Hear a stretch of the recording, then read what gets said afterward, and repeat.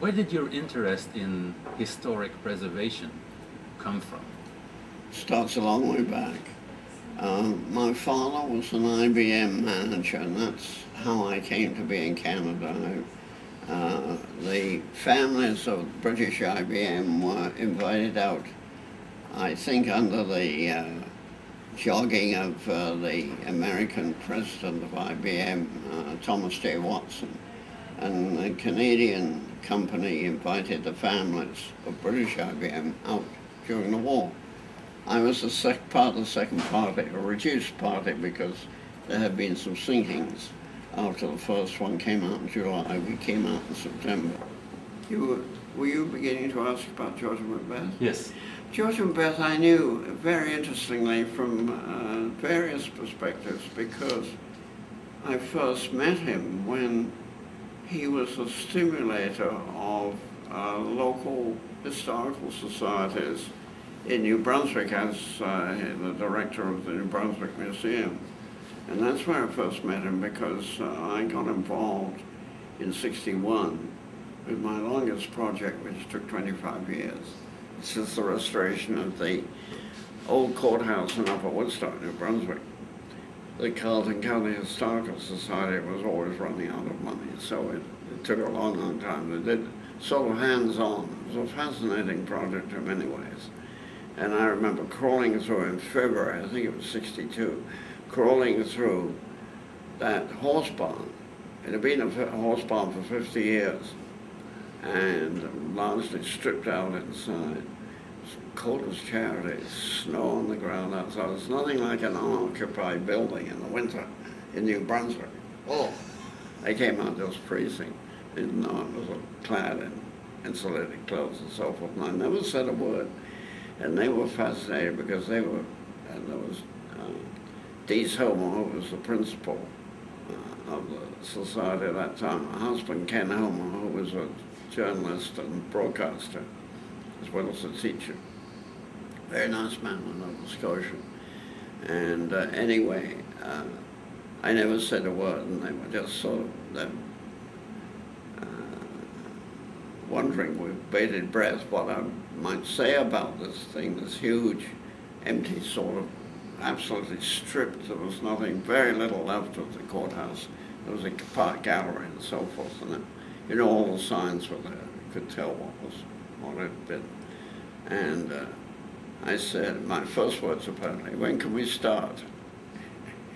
They never forgot it. And as I say, it took 25 years to do. The building was opened by Princess Anne. And of course, she, being a great horsewoman herself, was fascinated by the various signs of horses in the building, including something that they'd saved from the original courtroom furnishings, which was the judge's bench all chewed on the top. It had been in front of a manger. She was fascinated with that because all the mahoganizing on the front was still there. Anyway, she took much too long, the thing. She came in a helicopter and they had a hard time getting her back. But anyway, that was a great thing. That was 1986. But anyway, so George and Macbeth, that's how I met him originally. I didn't meet Marie, his wife, who later on she became very much part of the party, simply because she was often driving George around. We used to call her Leadfoot Macbeth. She put her foot to the floor in the car and used to,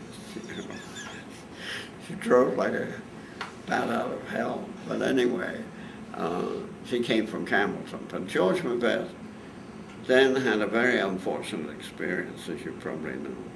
He became involved in the Science Centre in Toronto, which was politically a very hot potato, and he just couldn't manage it. He had a help at an American called Bradford, a very nice man, actually. I think he came, he was an Alaskan, actually. He came, but he settled in upstate New York. And George eventually became the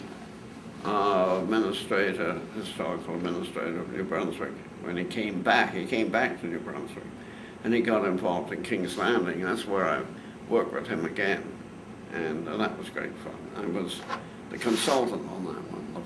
Formerly, I'd been the sort of, inside worker on Upper County Village. Tony Adamson was the consultant, and my boss was Ronald Way, but I was a consultant on King's Landing, and I had a young man, David Lane, who tragically died in '94, who would have been a great restoration man. He was in his day. He helped me on Victoria Hall in Coburg, and anyway, sadly no longer with us. But anyway, he was the man on the King's Landing job. So there was a consultant who knew something about the process. He persisted. He was from Hamilton actually, but he persisted in working for me, and he measured the Butler House in Niagara-on-the-Lake, which was moved. And anyway, that's how we became involved, and on and off we were together. But he had a very sad life, I think, in the end. Very much.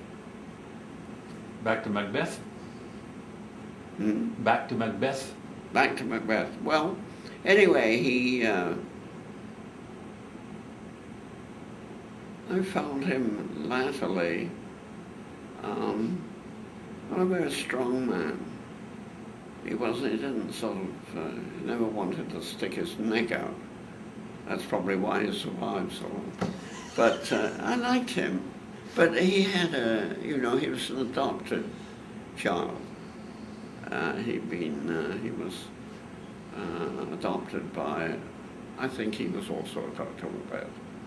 But anyway, that may have been sort of in his background always, a little reticent to attack something and make it his own. Uh-huh. But he was very helpful in the setting up of the historical societies before he left for the Toronto experience, and that almost wrecked him, I think. As I say, when he went back, of course, he undertook the King's Landing project. And he thought along similar lines and so forth. I tried to establish get David to establish a clear sort of program through from reporting on the building, making decisions based on that report, and then carrying out the thing accordingly. But they abandoned the report idea very early on because it tied them up, it tied them down, whichever way you want. Yes? Did you know Pierre Méran? No. Echo Museums, Quebec? No. Because it was mentioned by some people that he might have been involved in the Stanley House meeting, but we never saw him in the pictures. No. There's actually a picture of the founders of APT sitting on the porch. Yes. And you're not in that picture, so I would just like to confirm that you're the one who took the picture. I suppose I was. Because at another moment... No, I know that one, and I'm not around. No, no, and in later pictures you're there. Yes. So, since you're not in that one, everybody's thinking it must be Peter that took that picture. I must have done, but I can't swear to it. Yeah. All right.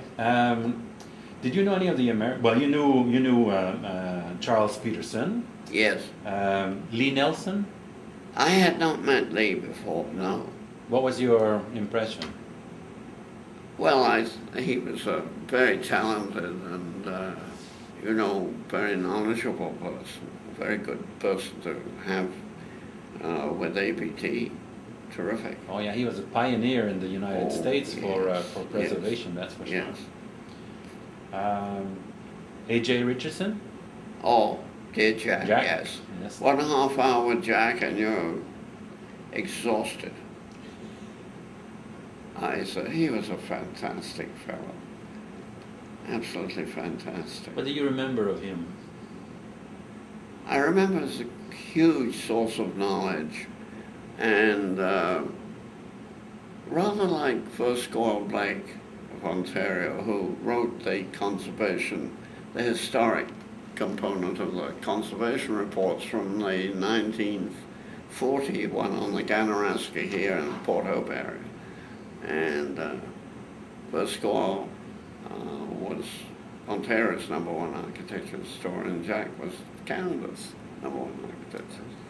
And of course, Jack, being bilingual too, was able to take in the Quebec scene and wrote the book on, I think, the Quebec parliament study and so forth. But Jack was fantastic. And he had a most delightful wife, Gertrude. And I think She was there at your meeting, no? I'm not sure that she was there. If I Was she remember the there? picture, yes, I think she was there. Oh, well, good, yes. They adopted a large family, I think about 5. Never had any children of their own. But I think that might have been because it was a mixed marriage. I would think that Gertrude, of course, was Catholic, and possibly Jack was anything but.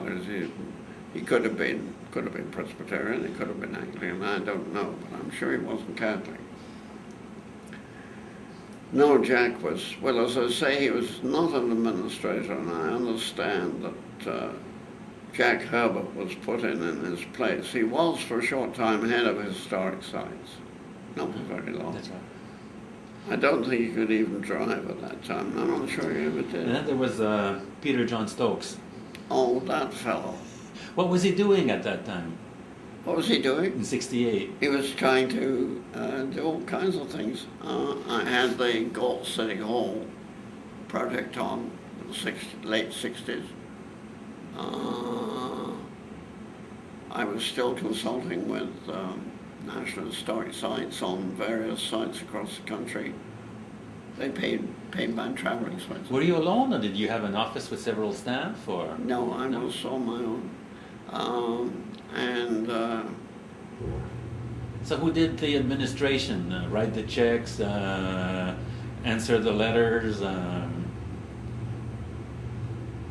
Oh yes, I'm not sure who. Did you have a secretary or an assistant? Or? Well, I had a secretary that I inherited from St. Mark's Church in Niagara at that time. That was Kathleen Courtney, who died last year.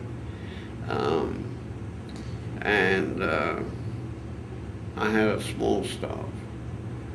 You were based in Niagara-on-the-Lake at that time? I had started up in Ottawa. I had an office on Sussex Drive, which we've been studying for the National Historic Site, National Capital Commission. Yes. Under Peter Ackroyd. I worked there for 10 years. Yes. Yeah, I was the chief architect at the NCC for 10 years. Oh, for heaven's sake. Yes. Well, you follow John Leaning? Yes. You know, I'll always remember that John Leaning. He was so rather stretched out streak of pump water. And I always thought of him, I imagined him leaning up against a lamppost, you know. Yeah, John Leaning, it was English. The work that was done at that time by the NCC, and you were part of that work, on Sussex Drive was considered to be some of the pioneer conservation work done in Ottawa. At that time there was lots of rumors going on that the entire market would be destroyed. And yes. Yeah. Well, they rebuilt one building, the one I was in, on the top floor. The bats used to fly in every night. Wow.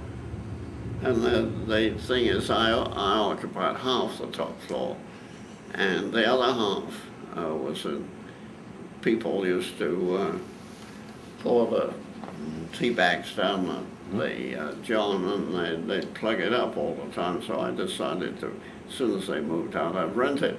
Then I discovered, to my horror, I was going to sublet it to somebody who was working for me. I discovered the place was absolutely infested with bed bugs. Not good. I couldn't get rid of them. And the end of that story. But that was torn down and rebuilt. It was the one with the arcaded windows on the top. It looked right out over Sussex Drive. And I remember I called the police one night because I heard things going on in the hardware store next door, and it was broken into at that time. I think they managed to catch them, and I had to go to court, and I've never been more unpleasantly looked at. And they were, of course, French-speaking, not English-speaking. And then Anyway. you moved to Niagara-on-the-Lake from Well, Ottawa? in 1961, I was called out in the late fall to talk to the Chamber of Commerce because they were desperate as to what to do with Niagara Lake. It was really in the doldrums, nothing moving. It was really dead commercially and so forth.